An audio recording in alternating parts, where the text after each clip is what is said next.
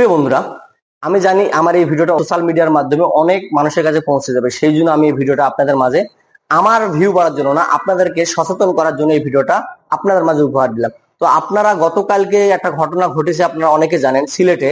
এটার বিষয়ে আমি তীব্র নিন্দা জানাই। হ্যাঁ, আপনি আমি মুসলিম, আপনি আমি মুসলমান কান্ট্রিকে ভালোবাসি, আপনি আমি ইসলামকে ভালোবাসি।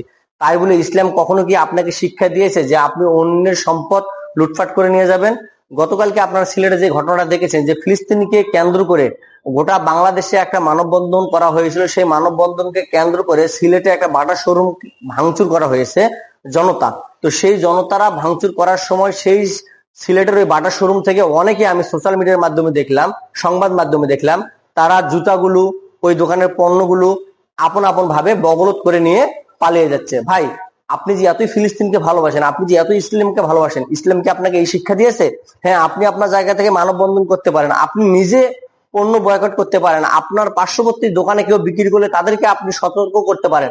কিন্তু ইসলাম তো আপনাকে বলেনি যে আপনি মানববন্ধনের নামে তাদের সম্পদগুলো আপনার দায়িত্বে আপনি আপনার বাসায় লুট করে নিয়ে যান।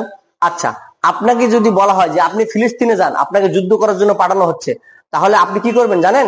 আপনি যুদ্ধ তো করতে যাবেন, সেখানে আপনি যুদ্ধের একটা করবেন না, কিন্তু ওখান থেকে আপনি অর্থ সয় সম্পদ আপনি লুট করে নিয়ে আপনার বাড়িতে চলে আসবেন।